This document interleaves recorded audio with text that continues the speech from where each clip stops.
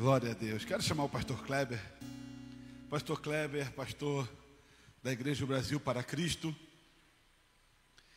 O ministério, ele nos traz muitas lutas, muitas vitórias, nos traz alguns inimigos, mas nos traz bons amigos. E o pastor Kleber é um desses que tem se revelado nesses anos. E o pastor Kleber, até na mesma luta que nós temos de a cada dia vencer, e eu louvo o Senhor pela vida desse irmão.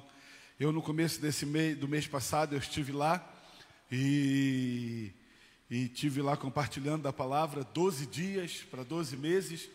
E eu falei, pastor Kleber, agora é a sua vez de ir lá, negão.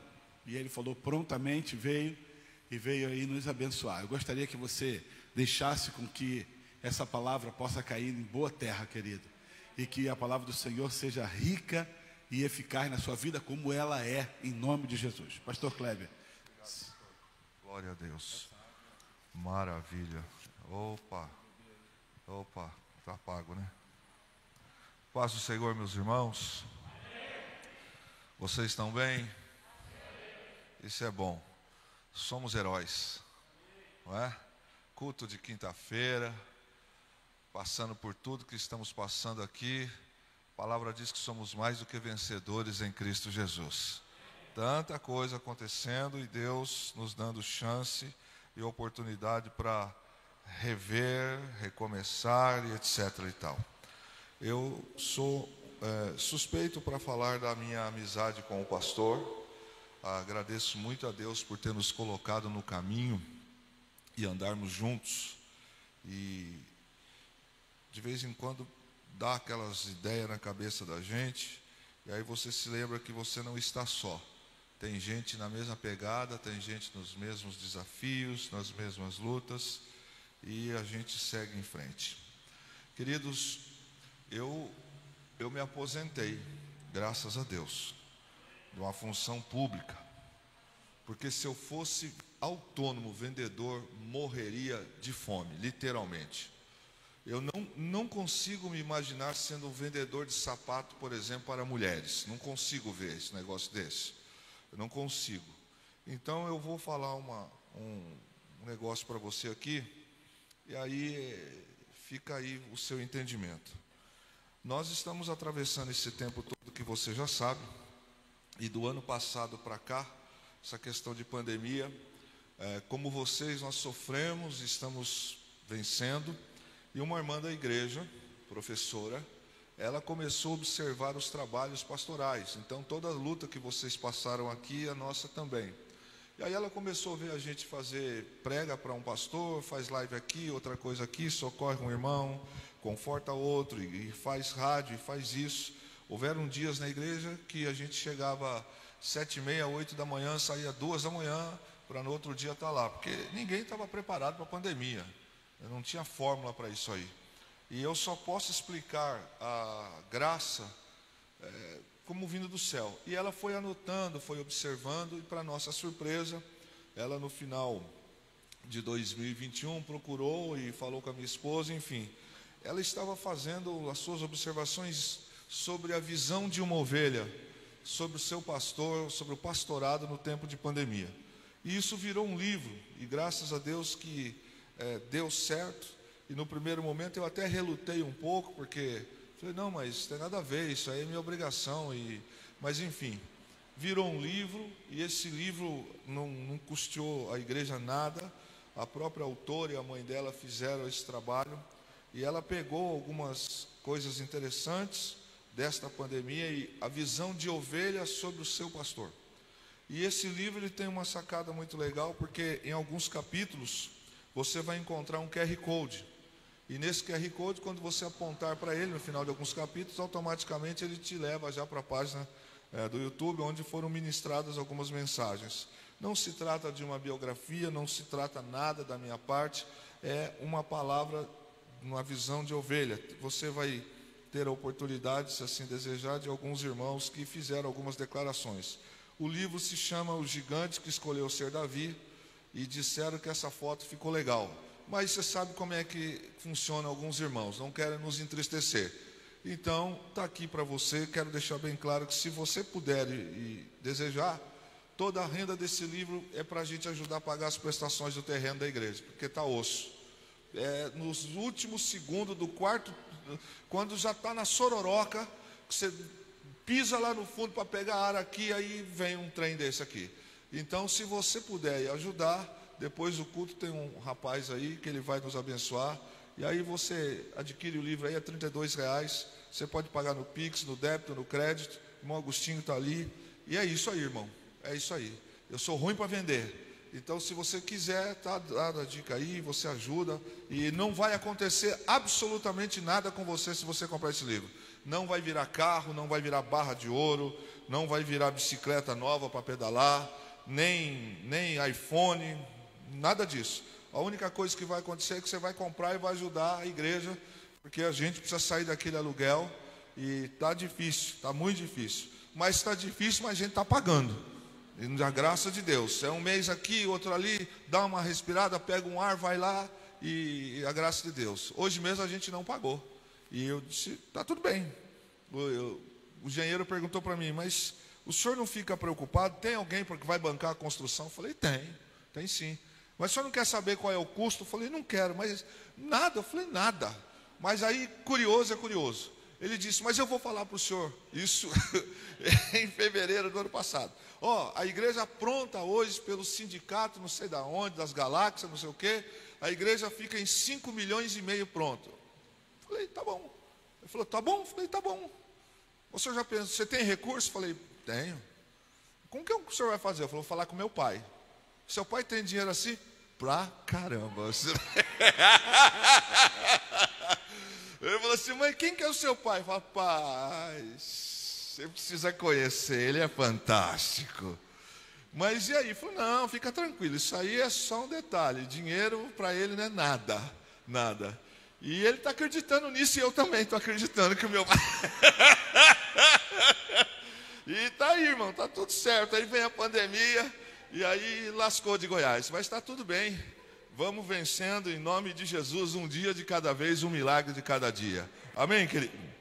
Bom, feito o comercial muito mal, agora está no seu coração se você puder e desejar. Sabe, querido, quando o pastor Alexandre falou conosco sobre estar aqui com você, Deus trouxe uma palavra ao coração. E eu queria compartilhar ela com você esta noite. Geralmente, nós valorizamos mais as crises, nós valorizamos mais os problemas do que valorizamos os milagres, do que valorizamos as promessas, do que valorizamos os feitos de Deus. A gente olha para a Bíblia e encontra um grande homem de Deus, o seu nome é Elias, e todos conhecem a sua história, sabem do que ele passou.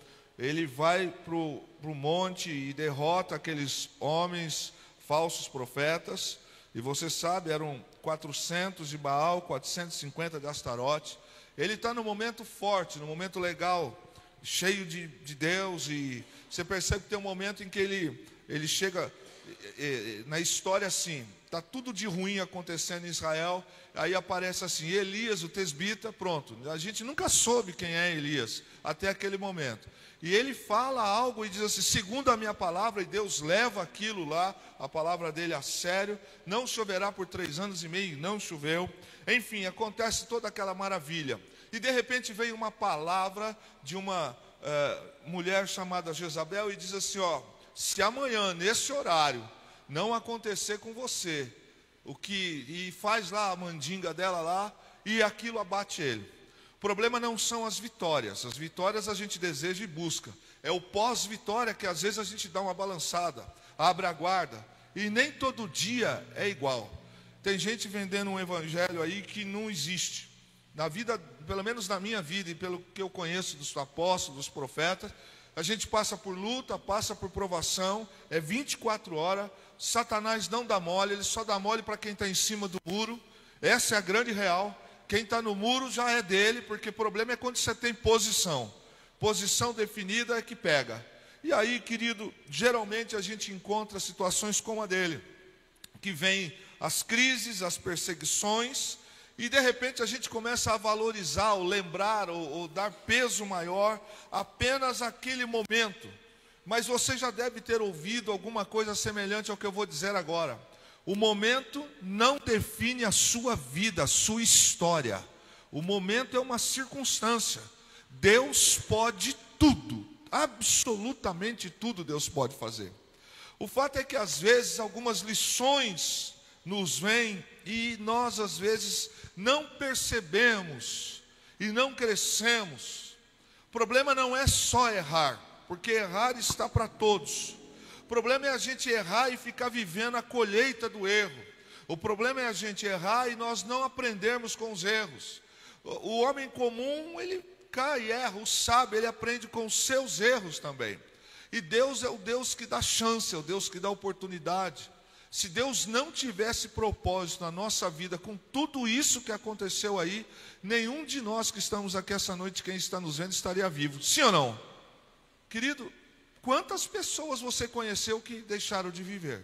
Alguma coisa a mais Deus tem com a gente nessa terra ainda para fazer, para desenvolver.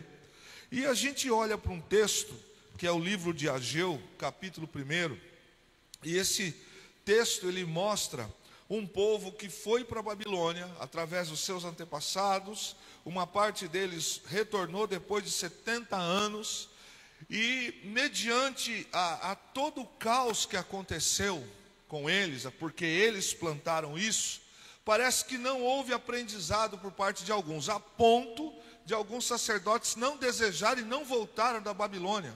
Babilônia entrou no coração deles. E o fato é que o remanescente, então, o Senhor trabalha com eles e eles vêm. E quando eles vêm, debaixo da palavra do Senhor, a vida parece que não muda. Alguns hábitos voltam a se repetir. Parece que os erros dos pais deles, dos avós deles, começam a acontecer também na vida deles. E eles estão no capítulo 1 de Ageu a viver as suas vidas. E nós observamos que Deus dá uma chamada de atenção.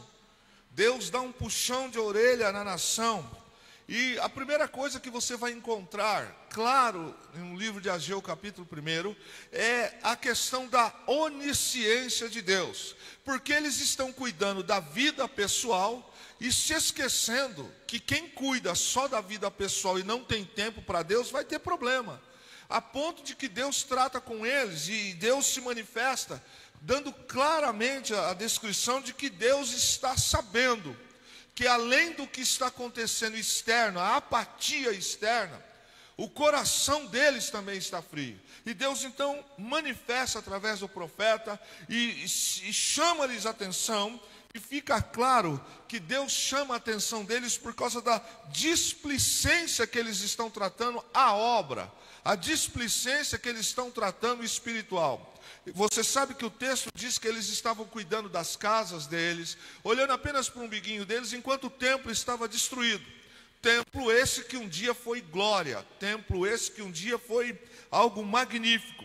E Deus chama a atenção no capítulo 1, começando com os líderes. Tem sacerdote, tem governante, mas parece que às vezes a apatia dos outros, se nós não tomarmos cuidado, pega na gente. Você vai fazer um projeto, alguém diz assim, mas para que isso? Você vai aumentar alguma coisa, para que isso? Você vai construir uma casa, comprar um terreno, seja num condomínio, entrar num consórcio, fazer um pós-graduação, vai reformar alguma coisa, para que isso? Não tem nada a ver, não precisa. E se a gente não tomar cuidado, a gente vem no pique, vem na vontade, mas algumas palavras parece que se deixar, entra no coração e o estímulo vai embora. E se nós não tomarmos cuidado, até gente que é líder espiritual, acontece isso. Eu vejo que hoje, esse tempo que nós estamos vivendo, não está muito diferente dessa cautela que nós temos que cuidar. Igrejas fecharam, nem todos voltaram, alguns estão com umas conversas que nunca foi de Deus. Na verdade, a pandemia veio também revelar caráter. Caráter. Porque quem precisava de um templo físico para manifestar publicamente que ele era um cristão, esta foi a chance dele mostrar o lobo que tinha dentro dele. Porque, queridos, Deus nos deu a chance também de mostrar o quanto o momento não nos afasta dele. Se nós precisássemos nos reunir apenas aqui, E congregar é bíblico. Amém, igreja? Amém, igreja? Amém. Congregar é bíblico. Ponto.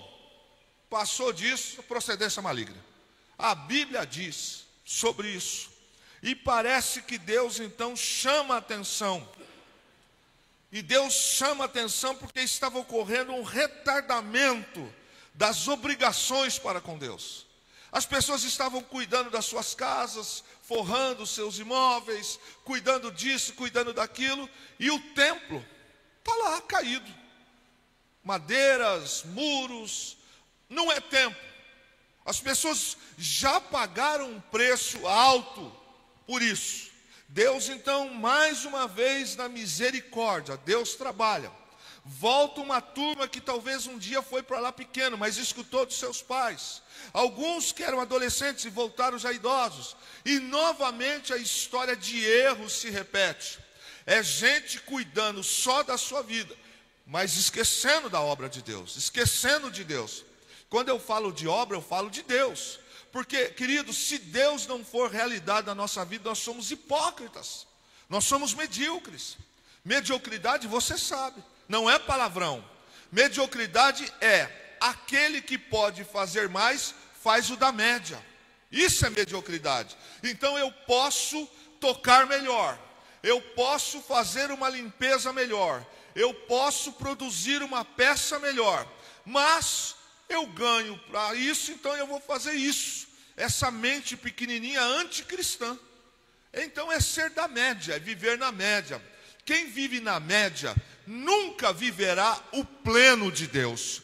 Quem vive fazendo só o básico. Irmão querido, dá uma olhadinha, dá uma consertada para nós, dá uma limpezinha lá, aquela mesa para mim. Aí eu chego aqui e, bom, o pastor pediu para limpar a mesa, eu venho aqui, passo um pano. Aliás, nem vou tirar o vaso, porque ele pediu para tirar a poeira aqui. Aí eu observei que tem um papel caído no chão, que tem um pano aqui atrás, e não sei o que, mas o pastor pediu para limpar a mesa, só para tirar. Eu venho e faço só aquilo. Você acha que essa pessoa é convertida? Mas esquece igreja, já que eu volto para ela, na vida secular. Algumas pessoas acham que funciona assim. Não, algumas pessoas não querem trabalhar, elas estão empregadas. Então fala trabalhar para ela como mostrar Satanás na vida dela. Emprego jamais. Negócio é ganhar a grana.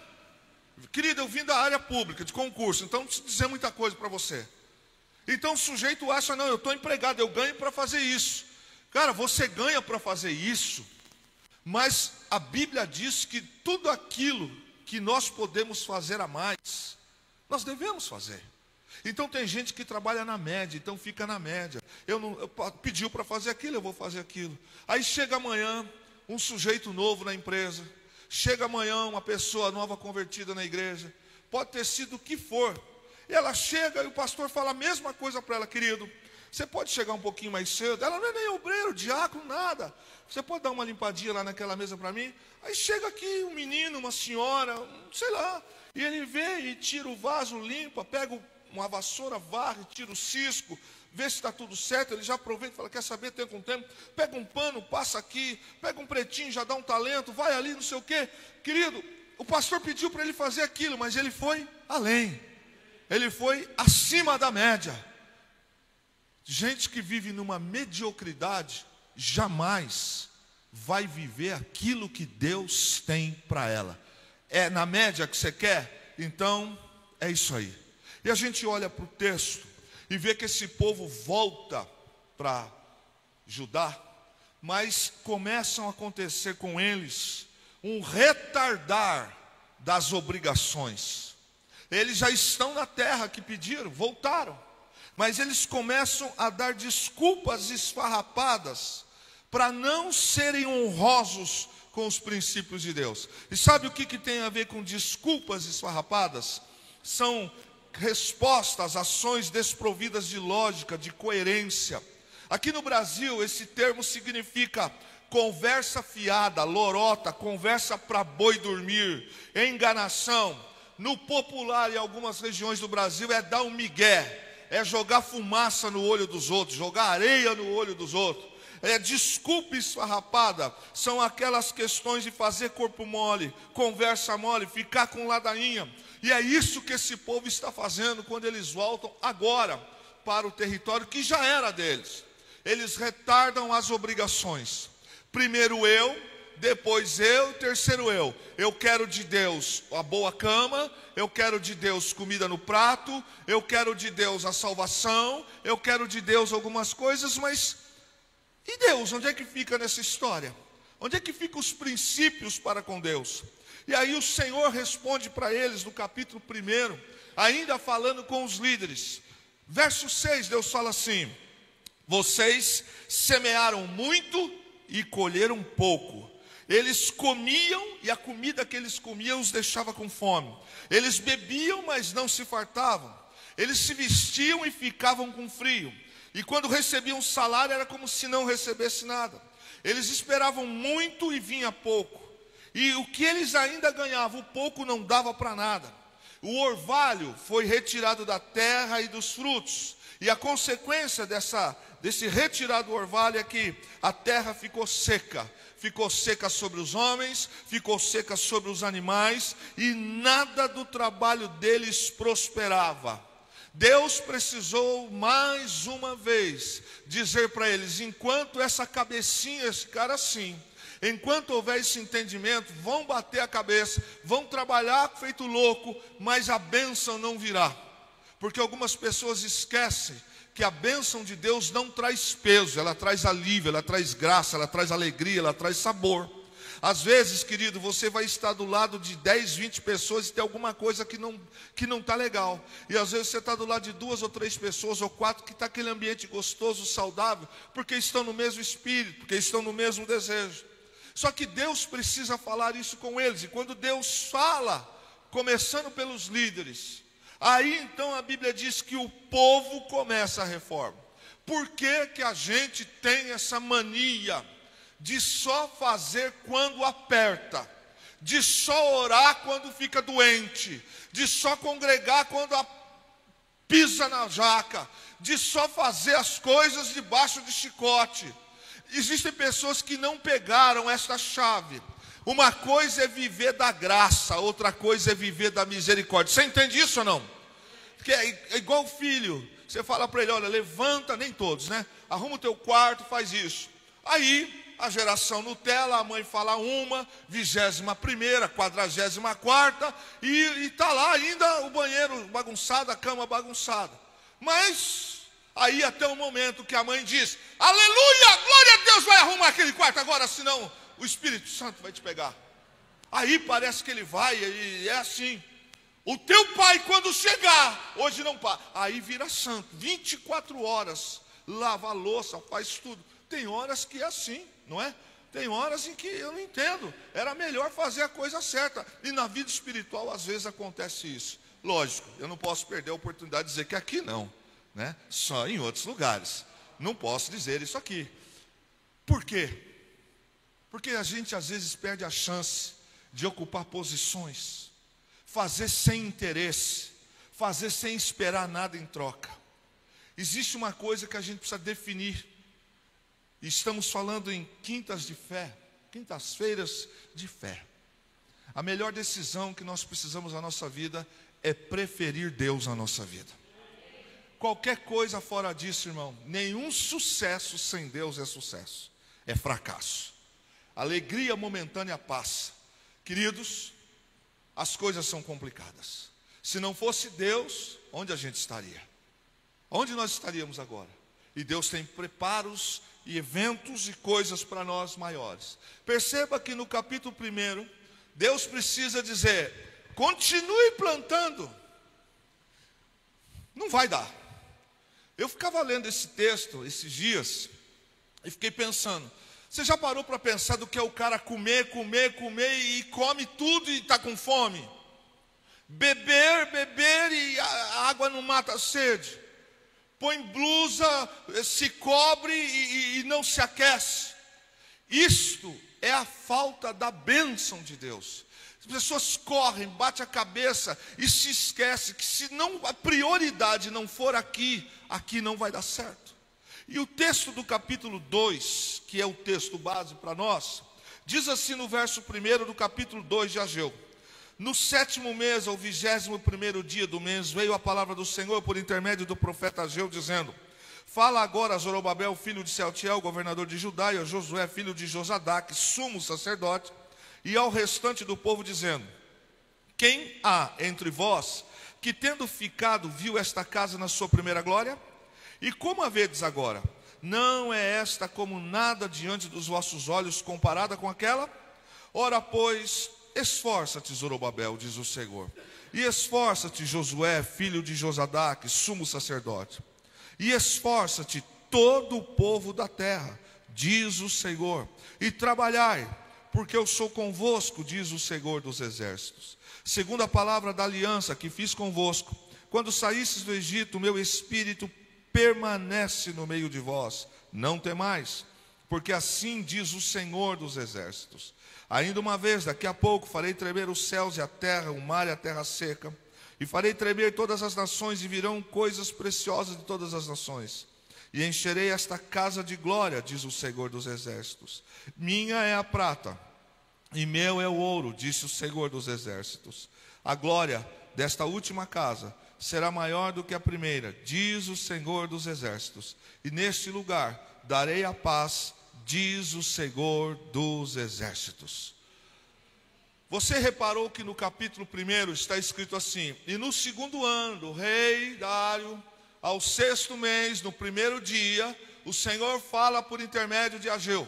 Aí você viu o discurso na introdução, que o profeta falou, chamou a atenção dos líderes e falou: eu estou com vocês. Aí depois de dar uma chacoalhada, de dar uma acertada na carga, aí eles começam a fazer. Olha para o texto, exatamente 51 dias depois, lá está o farol baixo de novo. Lá estão eles com as mesmas desculpas.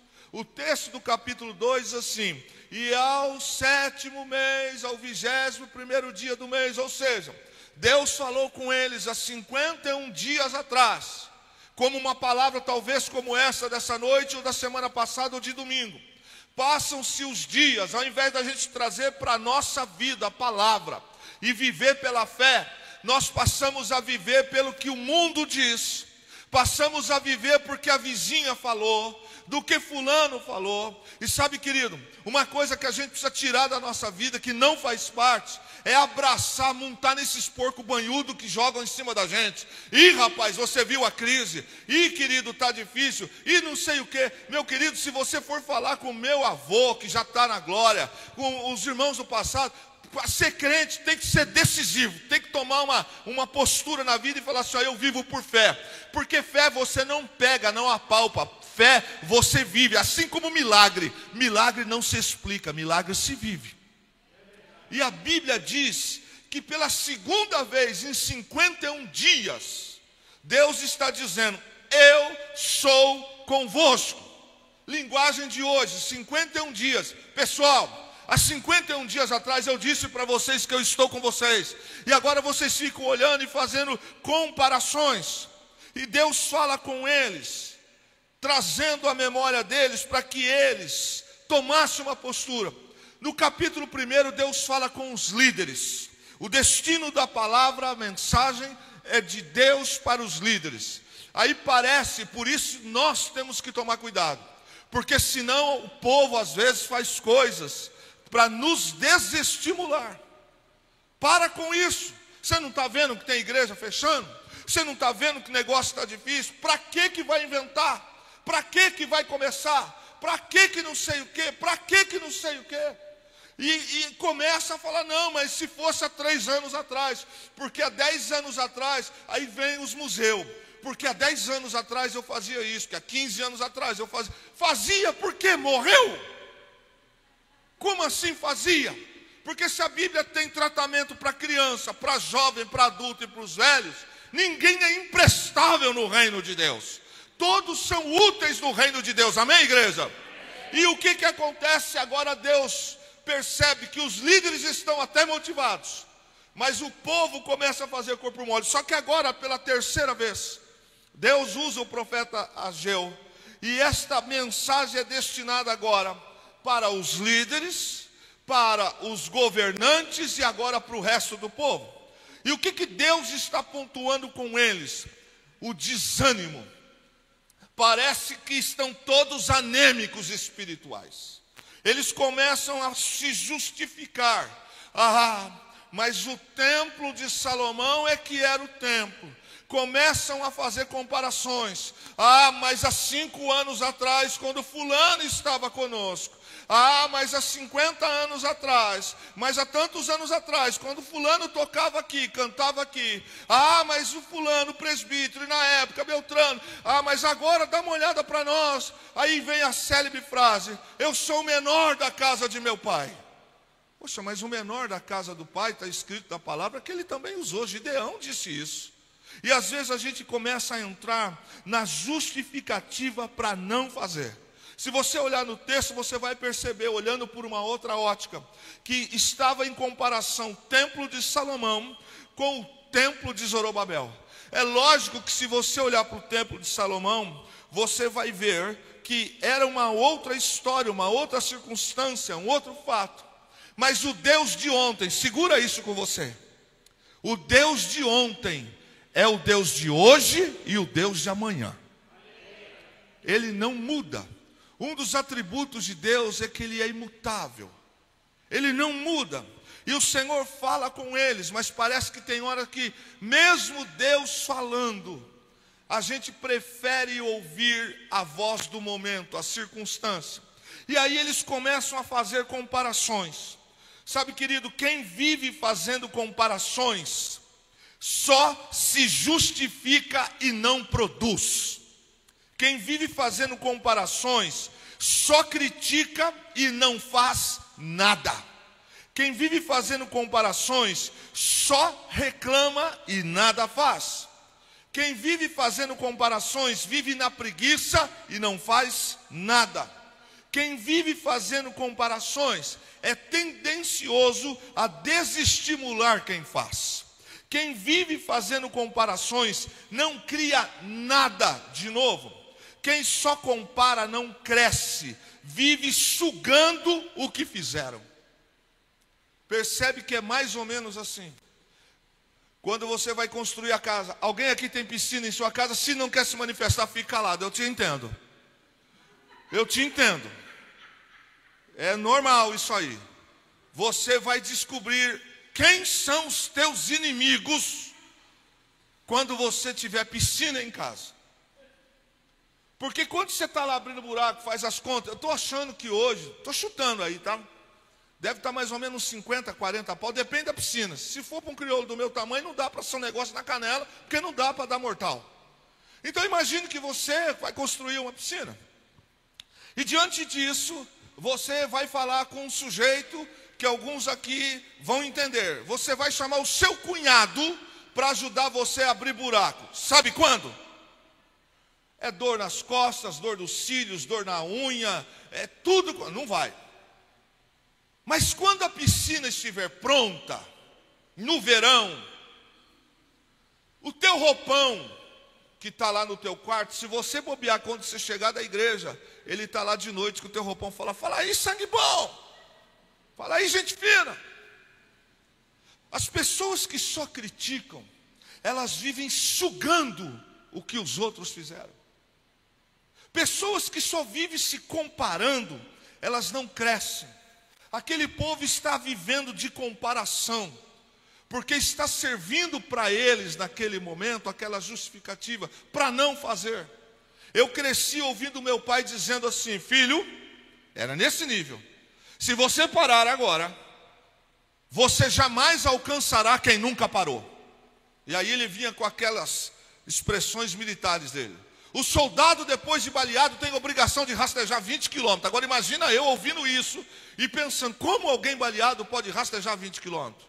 E ele dizia coisas do tipo: aqui em casa não é sertanejo. Eu falei, por quê? Porque quem espera tempo bom para fazer as coisas é sertanejo. Se você quer ter um futuro melhor, comece por Deus, comece agora. Hoje. A semana que vem, o mês que vem, o ano que vem não começa agora. O texto diz que algumas pessoas ficaram comparando o que foi o templo de Salomão. E agora, olhando para aquele templo menor, com condições menores, ficava aquele saudosismo. E sabe, querido, se a gente não tomar cuidado, isso pega na gente. A gente começa a dizer, sabe que realmente é verdade. Vai ficar em 200 mil, 300 mil, a gente não tem hoje. E aí não sai nada do papel.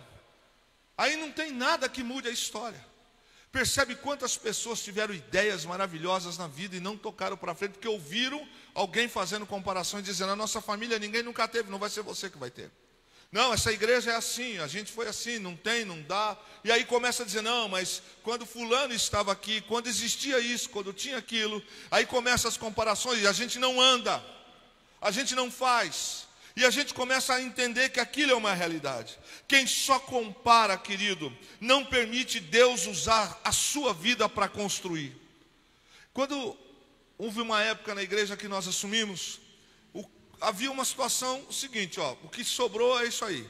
7 pessoas e algumas crianças para cuidar. Como fazer isso? Queridos, eu não tinha opção.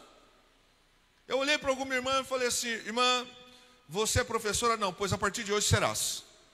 Você, não sei o quê. A gente não tinha noção. Bom, irmãos, a gente não tem o que fazer, então vamos buscar. Procuramos curso da PEC, procuramos curso daquilo, colocamos aquilo.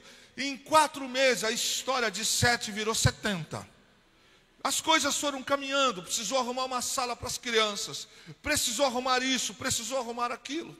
E a gente vai vendo que às vezes as nossas comparações, ou permitir que alguém faça comparações, a gente não se deixa ser usado por Deus. Quantos que estão me ouvindo aqui essa noite, que com certeza deve ter tido algumas ideias, ou estão tendo algumas ideias, ou Deus vai revelar algumas coisas para vocês. E a gente vai pensar e dizer, mas como é que é possível? Crede no Senhor, crede nos seus profetas e prosperareis, diz a palavra de Deus. Agora, querido, olha para o texto que quem só compara, ignora que todo grande um dia foi pequeno. É interessante que às vezes alguém chega por irmão bacana aqui e olha para ele e fala assim, cara, mas essa sua BMW, puxa, você está bem, hein? Você está rico, está com a tocha. Sim, mas a BMW dele custou madrugadas de sono, custou estudar final de semana, custou tanta coisa. E as pessoas, não, mas para ele é fácil. Para ele é fácil fazer isso, porque ele tem. Sabe, querido, a gente olha para o texto e aprende que existem situações na vida que nós temos que encarar da seguinte forma. Deus sempre começa a trabalhar nas pequenas coisas. Deus vai trabalhando. E o texto de Zacarias 4:10, que você conhece, diz assim, não desprezem os pequenos começos, porque os homens se alegram vendo o início desta obra. Quem despreza os dias pequenos, despreza o futuro que Deus tem para ele. Nós começamos a fazer algumas coisas hoje, e não temos ideia, pastor, aonde Deus vai nos levar. Tem coisas que para muita gente é impossível, mas quando Deus está no negócio, quando estamos debaixo dos princípios de Deus e na fé, nada para Deus é impossível. Eu disse nada para Deus é impossível. Existem pessoas que começaram fazendo uma farofa em casa. E deu certo, 1 gostou, 2 gostou. E a coisa foi indo. E hoje são o que são. Olha para o texto, a gente vê esse povo reclamando e se comparando, dizendo aquilo que um dia foi, hoje não é nada. Porque eles estão vivendo do passado, vivendo de comparações. Deus nos traz aqui esta noite para que nós venhamos entender algumas coisas ou lembrar. O Deus que operou ontem, Ele tem poder para fazer muito mais do que ontem. Deus não limitou a sua ação lá atrás, Ele pode fazer agora. E aí nós olhamos o trabalhar de Deus e vemos que quantas das vezes coisas pequenas nós julgamos insignificantes. Quantas pessoas pequenas na fé chegaram na igreja que comparado com os dinossauros da fé, alguém olhava para eles e dizia, isso aí rapaz, você vai ter que comer muito feijão para isso. Dá uma olhada no que virou essas pessoas hoje. Dá uma olhada na história de algumas pessoas que atravessaram todo esse percurso. A gente olha para o texto e vê que Deus é o Deus que quer trabalhar nas pequenas coisas. Deus nunca nos levará a coisas grandes, se primeiro nas pequenas missões a gente não for fiel.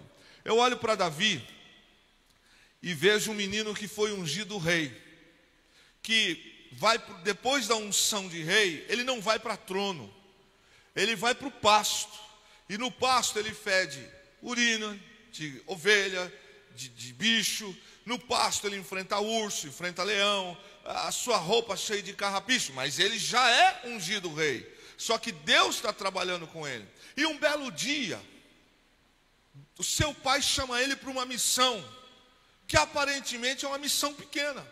Porque, irmão, quem tem sangue nos olhos e vê o couro comendo, eu não quero levar a marmita, eu quero pegar um fuzil e partir para cima do inimigo. Aonde está o cara? Está lá? Então vamos lá. Agora pense no adolescente, o sangue fervendo. Os irmãos estão na guerra, tiram ele grandão. O pai dele fala para ele assim: ei, vai lá, leva leite, coalhada para os teus irmãos, assim, assim. Pense se Davi dissesse para o pai dele assim: pai, dá licença, eu vou lá, os caras vão ficar todos zoando, falando, eu queria estar na frente de batalha. Mas ele pega a missão que o seu pai lhe dá. E algumas observações a gente nota claro. Primeiro, ele não deixou a sua missão primária, que era cuidar de ovelhas, largada na mão de qualquer um. Ele pegou uma pessoa, deixou lá preocupação. Segundo, o que o pai mandou ele fazer, ele foi. Terceiro, quando ele chega lá, ele executa a missão e ele toma atento do que está acontecendo. Enfim, havia um Golias ali pela frente que ninguém enfrentava. Mas foi o menino pequeno que foi fazer uma missão pequena que derrotou Golias e entrou para a história. A gente olha para a Bíblia e para os fatos bíblicos e nós observamos nesse texto, por exemplo, que diante de construir o templo, se comparado com o templo de Salomão, aquilo realmente era menor. Mas o Deus daquele templo era o mesmo Deus do templo de Salomão. E a gente olha para o texto e se esquece que Deus é soberano e que Ele sabe tudo o que se passa interna e externamente com a gente. E a gente também olha para o texto e vê que Deus nunca desampara aqueles que neles confiam. E pense numa coisa, que no 51º dia, é o dia de celebração, de festa. E esse povo está numa festa santa, relembrando o tempo em que os seus antepassados andaram pela jornada no deserto. E qual é o espírito que está no povo celebrando uma festa religiosa? Estão de corpo presente, mas o coração está longe. Deus toma a boca do profeta e diz: ei, creiam em mim, eu estou com vocês como prometi. Aí Deus traz a memória dizendo: olha, quando eu tirei do Egito, eu estava lá. Atravessei a jornada, eu estava lá, e eu estou com vocês. A história registra 9 séculos. Quando Deus fala isso aqui com eles, há 9 séculos Deus está dizendo: eu tirei de lá, eu andei, eu protegi, sou o mesmo Deus que está aqui com vocês. Deus está falando com aquela nação, e eles estão ainda olhando e vivendo de comparações. E alguns daqueles homens começam a justificar por que não fazer. É mais fácil para algumas pessoas justificar por que não fazer do que fazer. Porque fazer dá trabalho. Crescer na fé é individual, não depende de mim. Sou eu que tenho que buscar. Ter um devocional com Deus não depende de mim. Se eu fizesse uma pergunta para você agora, não precisa levantar a mão. Quantos tiveram o seu devocional com Deus hoje? Quantos já gastaram esta semana pelo menos 1 hora de oração com Deus? Nós queremos crescer com Deus. Nós queremos coisas de Deus. Mas às vezes não nos encaixamos naquilo que Deus tem para conosco. E esses homens começam a se justificar para não fazer. Querida, a pior espécie de pessoa nesse espírito são pessoas que não fazem e querem atrapalhar quem faz. E se nós não tomarmos cuidado, essas coisas pegam sobre nós. O texto está nos dizendo que a afirmação, Deus falou com o líder, governante, Deus falou com o sacerdote, Deus falou com o povo. E 2 coisas Deus disse para o povo. Primeiro, seja forte. Segundo, trabalhe. Mas isso para muita gente é demônio. A gente quer as coisas acontecendo, mas não quer trabalhar. A gente quer milagre, mas a gente não quer andar com Deus. E a palavra de Deus para aquele povo foi: eu estou com vocês, mas vocês precisam ser fortes. Irmãos, o ano está no mês de fevereiro. Quantos de nós aqui que o ano começou e algumas informações chegaram para nós não tão agradáveis, não tão boas?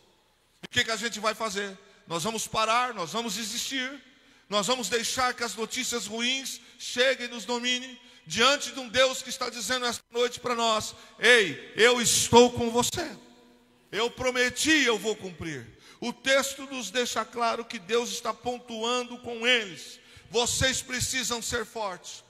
Querido, as pessoas querem casar, mas se esquece que casamento não é só love.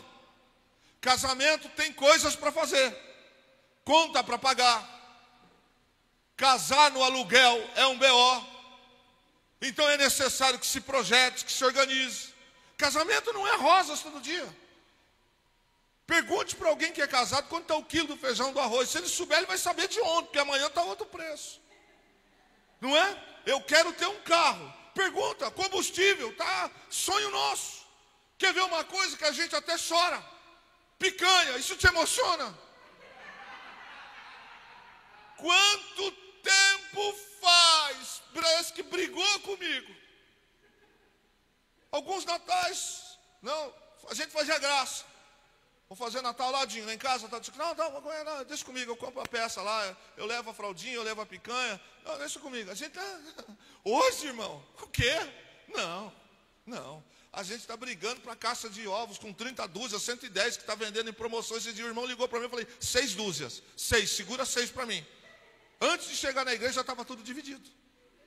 Sabe, querido, viver custa.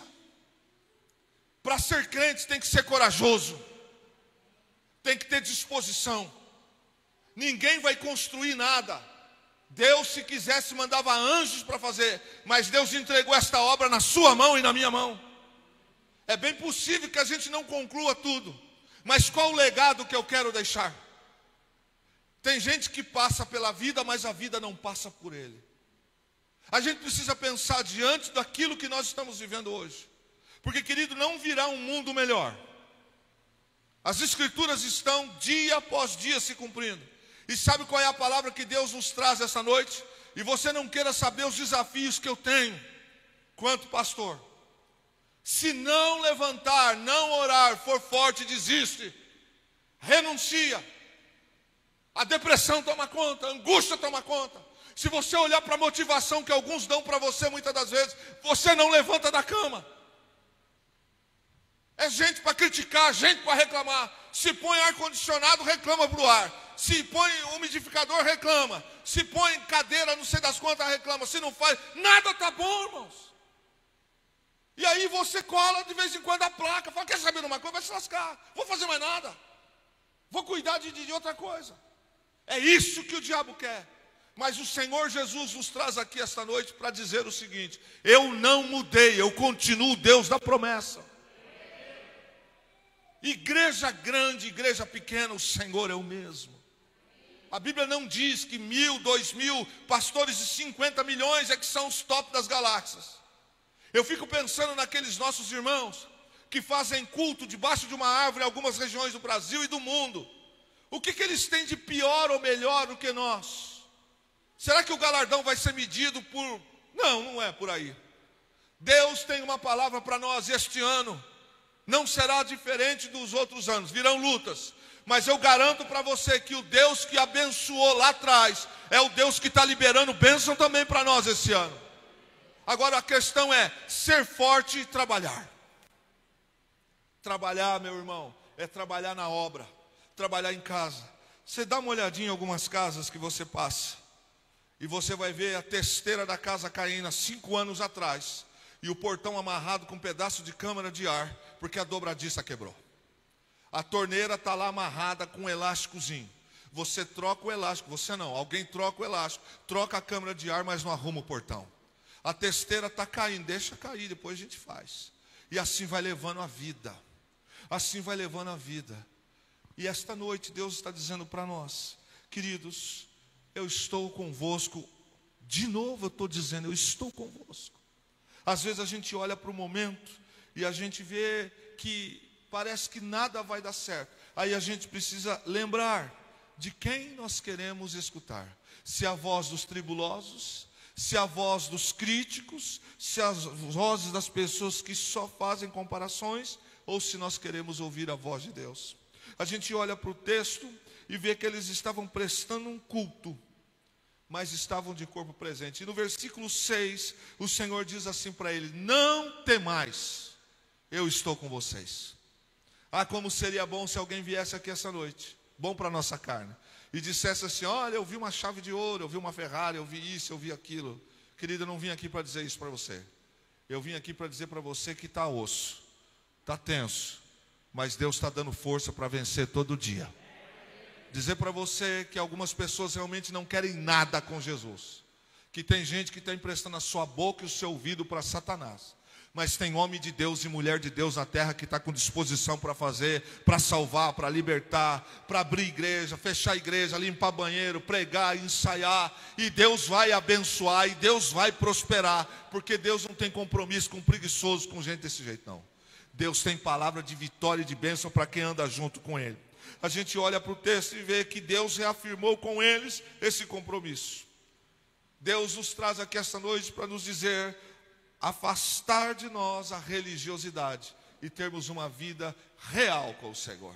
Esse povo está na casa, eles estão celebrando com Deus, mas estão dizendo: será que vai dar certo? Mesmo Deus falando: eu estou com vocês. A gente olha e vê que às vezes, quando se olha para os dias pequenos, parece que não vai vencer. E Deus nos diz essa noite que nós precisamos crer na sua palavra. E eu quero fechar com você pensando o seguinte: que fracassados desistem, perseverantes caminham. É assim. Para os apóstolos foi assim. Para os profetas foram assim. Alguns de vocês aqui sabem um pouco da história do que você viveu quando você se deu por gente. De quantas lutas você passou, mas você está educando filhos, você atravessou desertos e Deus nunca deixou você no deserto. A gente olha para o texto e vê que alguns tropeços de hoje podem nos servir de aviso para não cair amanhã. Eu sei que não é gostoso errar, mas a gente precisa aprender com os erros dos outros também. Mateus capítulo 7, verso 26 diz assim: mas quem ouve estas minhas palavras e não as pratica, é como um insensato que construiu a sua casa sobre a areia. Eclesiastes 4:5 diz: o tolo cruza os braços e destrói a própria vida. E 1 Coríntios 1:27 diz assim: mas Deus escolheu o que para o mundo é loucura, para envergonhar os sábios, e escolheu o que para o mundo é fraqueza, para envergonhar o que é forte. Deus nos traz aqui esta noite para dizer a você e a minha alma que a melhor das decisões é andar com Deus.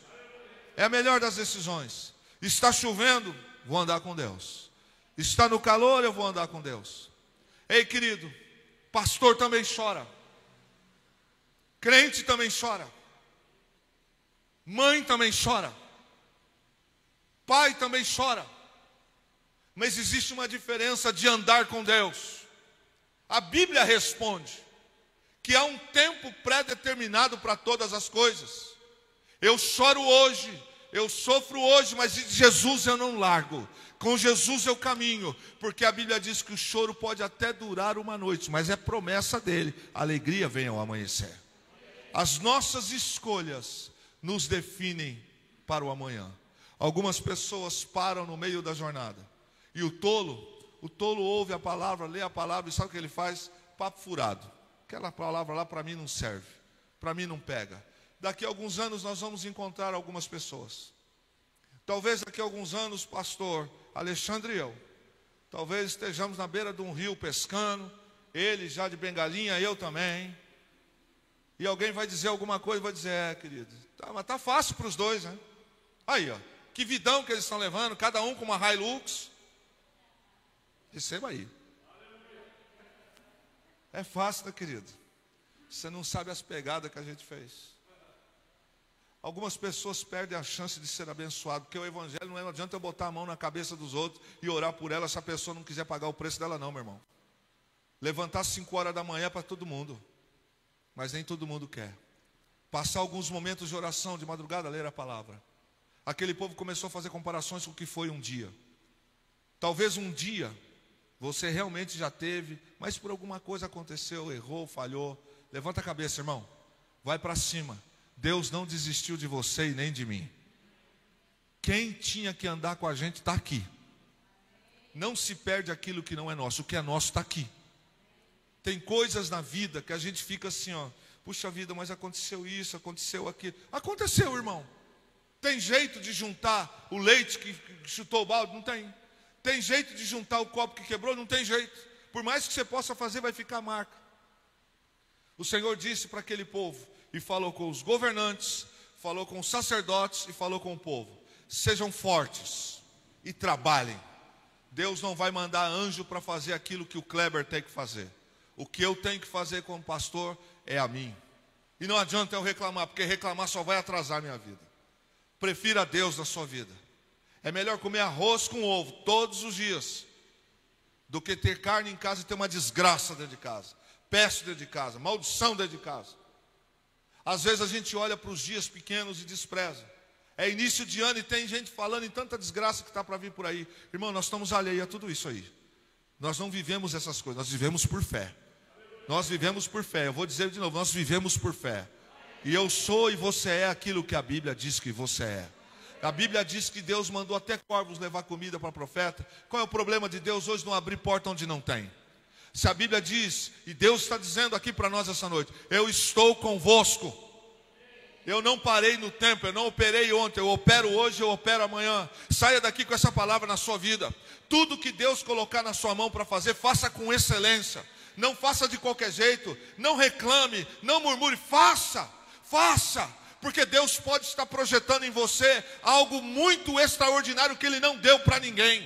A Bíblia diz que tem tesouros nessa terra que Deus não vai revelar para todos. Talvez revele a você. Tem pessoas que não merecem, porque são sanguessugas. Mas existe gente que tem coragem para trabalhar, coragem para orar, que não vive na mesmice, que não vive na média. Deus disse para aqueles homens: parem de ficar se justificando. Quem se justifica não produz, só suga. E depois que está pronto, critica. Deus disse: eu estou. E a célebre frase que está escrito aqui, você sabe. Ah, mas um dia foi. Recebe isso na sua vida. A glória da segunda casa sempre será maior do que a primeira. Deus não é o Deus que operou ontem, não. Ele opera hoje também. E Ele pode operar amanhã. Você crê nisso? Fique em pé, por favor. Se você crê. Feche os teus olhos. Senhor, diante daquilo que o Senhor tem trabalhado ao meu coração para todos nós esta noite, há alguns desafios em nossa vida que são intransponíveis. Diante, Senhor, da muralha, das palavras de desânimo, às vezes nos faltam pessoas para dar uma palavra de conforto, mas existem 10 para fazer reclamação, para fazer crítica e para nos desestimular. E se nós não tomarmos cuidado, Senhor, nosso coração fica doente, nós perdemos vontade de caminhar, vontade de estar em público, vontade de fazer festa, e passamos a viver aquela situação. Esta noite o Senhor me traz aqui, além da minha alma, que está muito precisando disso. Senhor, nos dê saúde para trabalhar, nos dê saúde para viver, e nos imuniza contra os ataques daqueles que não temem o Senhor. Mas todo aquele que crê, todo aquele que está ouvindo esta palavra, todo aquele que vier ouvir essa palavra, que guarde no seu coração: Deus é Deus de maravilha de todos os dias. O Senhor não tem compromisso com preguiçoso, com indisciplinado. O Senhor se agrada de gente que é corajoso, de gente que é forte, de gente que tem disposição. Envia pessoas para esta casa, no desejo de salvá-las, que venham com disposição de somar, de dizer: eu estou aqui, conte comigo.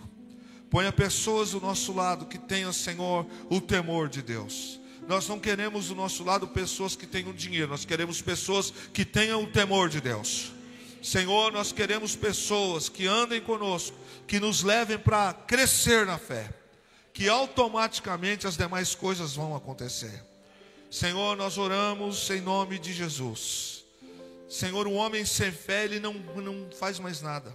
Quando paramos de sonhar, nós morremos sentimentalmente, emocionalmente, espiritualmente, profissionalmente e no ministério também. Mas que esta noite, Senhor, nossos corações saiam daqui diferente e que nós venhamos a entender, como disse Jesus: onde estiver 2, estiver 3, eu estou lá. Se o Senhor estiver no nosso meio, vai dar tudo certo. Se o Senhor estiver no nosso meio, Senhor, o pão vai multiplicar, o peixe vai multiplicar.